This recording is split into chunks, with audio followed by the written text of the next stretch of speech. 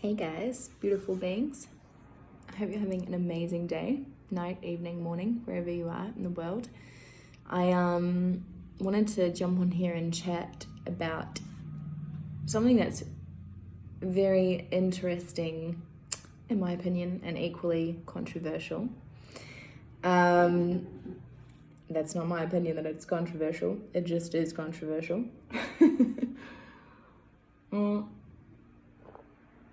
So it's around having compassion, right?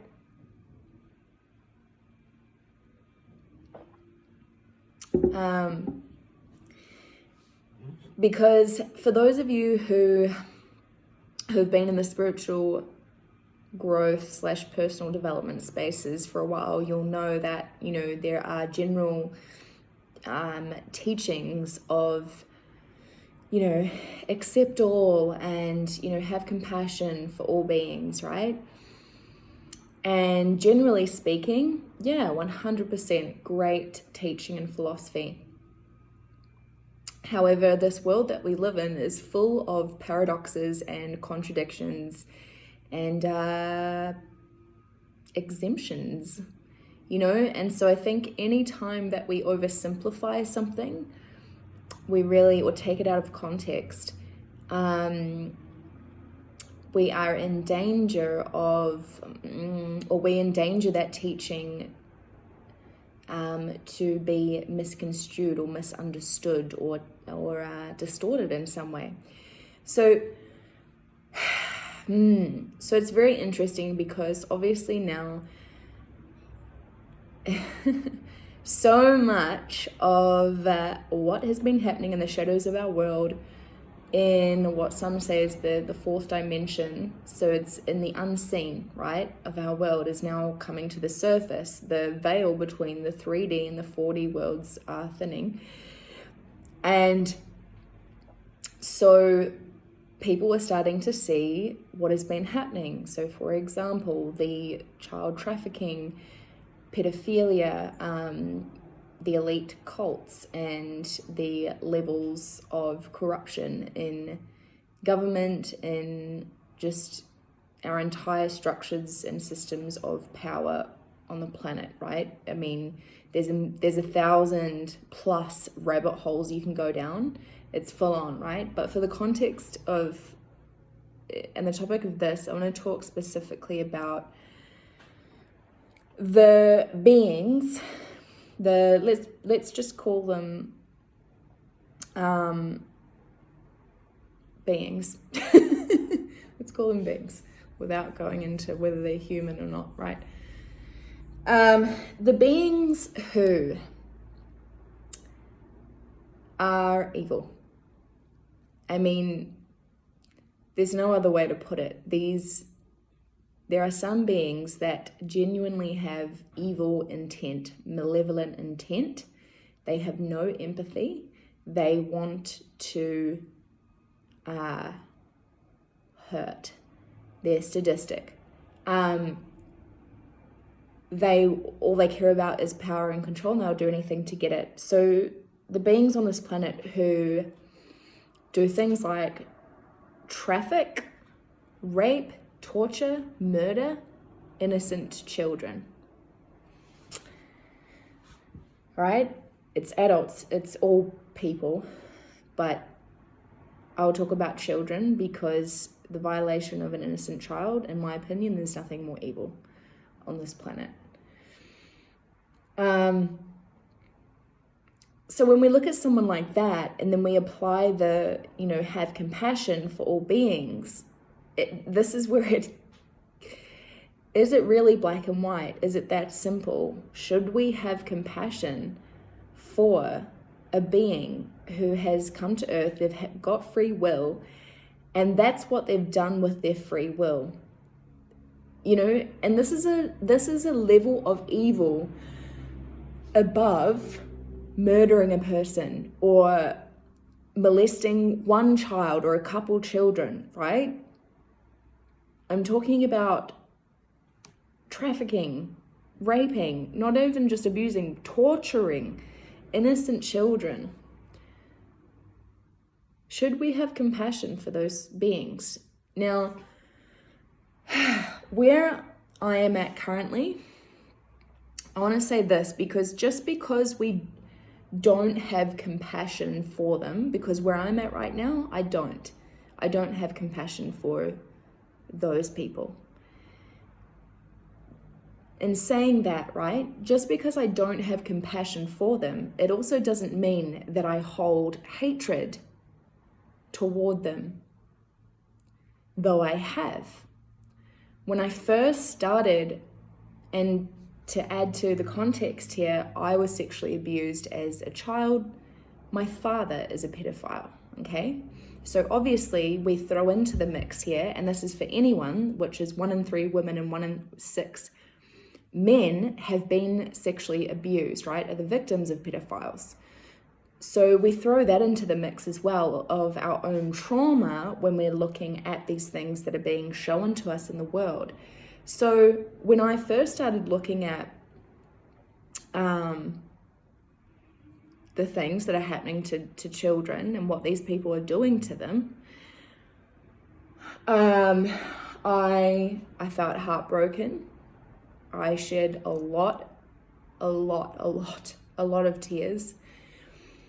And I was enraged. I was so angry, right? Because how dare anyone violate an innocent child? No one has the right to do that. It's disgusting. It's the most evil thing on this planet, in my opinion, okay?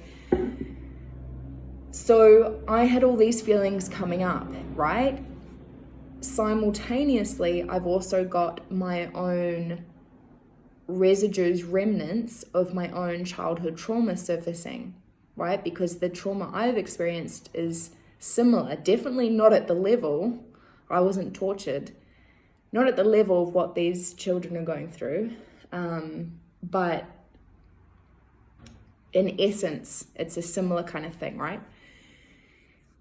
So I was feeling all of my feelings, and those are two different things, right? We can look at something happening. For example, I can look at a child in Africa starving to death and feel heartbroken, right? But I've never been starving to death. I don't have any personal trauma around that. It's just selfless emotion because I have a heart and I'm empathic and I care about human beings.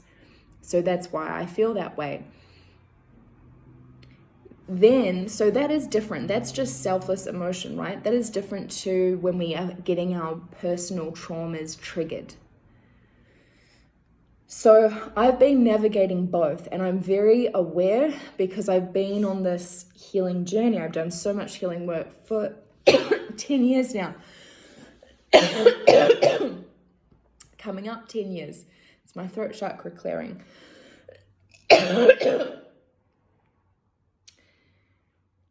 So obviously, I've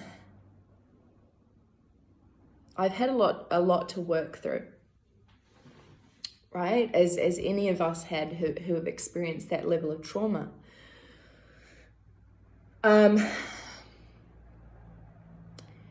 So I've really been navigating my way through all of these feelings and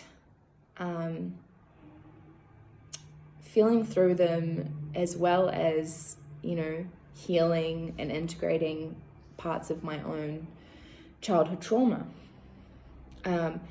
And where I am at right now is a space of neutrality.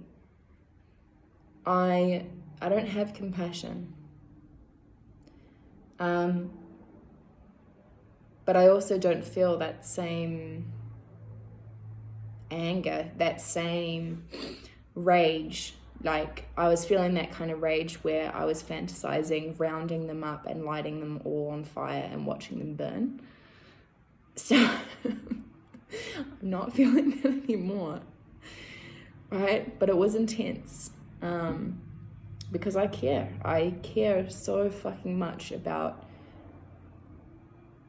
children and all human beings, right? But there is an innocence about children that right? I have a 2-year-old son, and when I look at him, I just, the pure is just pure unconditional love and innocence. And when you look at a child, you don't know how people can be doing these things. It's evil. Yeah, so that's where I'm at the moment. And obviously still, yes, I do have emotion around it. Like, of course, I think anyone looking at these things and not feeling anything is very disconnected from their emotions.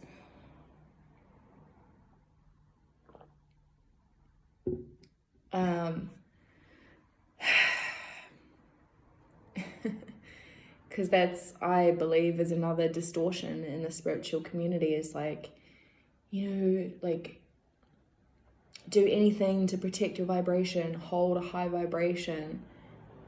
And it's like, yes, of course, but then within that, there's a lot of bypassing and negation of emotions.